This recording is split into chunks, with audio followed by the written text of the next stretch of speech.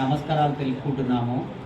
ఈరోజు ఈ సమావేశంలో తెలంగాణ ఓటర్ సంఘం చారిటబుల్ ట్రస్ట్ శివరాత్రి ఐలమ్మల్ గారి ఆధ్వర్యంలో ఈరోజు నిర్వహించడం ఏంటి అంటే, మేము 119 ఎమ్మెల్యేలకు 104 మందికి మేము వినతి పత్రాలు అందించినాం. ఆయనను బడ్జెట్ సమావేశాలలో ఏ ఒక్కరు కూడా మమ్మల్ని దృష్టిలో పెట్టుకొని మాట్లాడలేదు. ఈ రాష్ట్రంలో ఉన్నటువంటి ప్రతి ఒక్క మంత్రిని మేము కలిసినాం. మా బీసీ మంత్రి అయినటువంటి పొన్నం ప్రభాకర్ను కూడా కలిసినాం. ఆయనను ఎలాంటి రెస్పాన్స్ రాలేదు.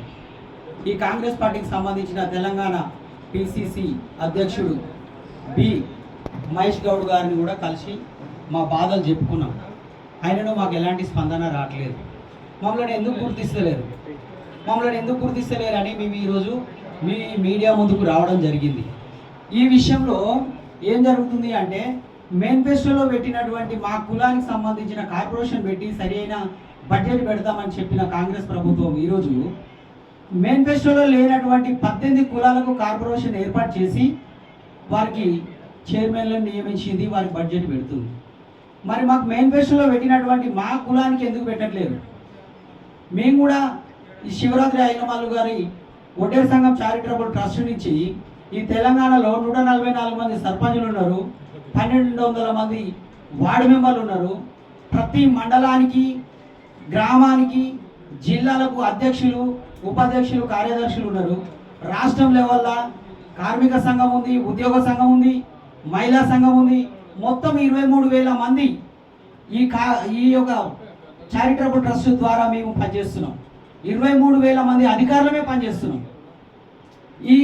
ఈ తెలంగాణలో 12,777 గ్రామాలుంటే 7,700 గ్రామాలలో మా యొక్క సంఘం ఉంది. అన్ని గ్రామాలలో అధ్యక్షులు ఉన్నారు. అన్ని రకాలుగా మేము ఉన్నాం. అయినా మమ్మల్ని ఏ ఒక్కరిని కూడా పిలిచి ఒక 2 నిమిషాలు మాట్లాడలేదు. కాంగ్రెస్ పార్టీలో ఉన్నప్పటికీ మేము కూడా కార్యకర్తలమే, కాంగ్రెస్ పార్టీ కార్యకర్తలమే.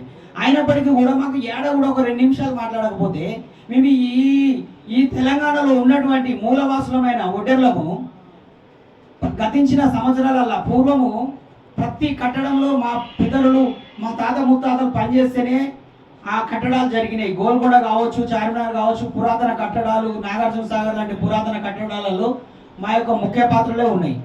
ఈరోజు ప్రతి ఒక్క కుటుంబంలో ఒక ఇల్లు కట్టాలన్నా, ఒక బిల్డింగ్ కట్టాలన్నా మొట్టమొదట మా కులానికి సంబంధించిన, మా వృత్తికి సంబంధించిన పారకు పూజలు చేసి కొబ్బరికాయ కొట్టిన తర్వాతనే ఓపెన్ చేస్తున్నాం. అయినప్పటికీ మమ్మల్ని ఏ ఒక్కరోజు కూడా మీ గవర్నమెంట్ ఒక్కరోజు కూడా మమ్మల్ని గుర్తించకపోతే మేము ఏం చేయాలి? కాంగ్రెస్లో ఉండి కూడా మా కులానికి న్యాయం చేయలేకపోతున్నాం. మేము కూడా కార్యకర్తలుగా ఉండి కూడా ఏ మంత్రి దగ్గరికి పోయినాం, 104 ఎమ్మెల్యేల కాడికి పోయినాం, ప్రతి మంత్రి దగ్గరికి పోయినాం, ప్రతి ఒక్క సమస్య పరిష్కారం ఏడన్నా దొరుకుతుందేమని ఒక 2 నిమిషాలు మాట్లాడలే మాతోని. మా విషయమై బడ్జెట్లో కూడా ఒక 2 నిమిషాలు మాట్లాడలే.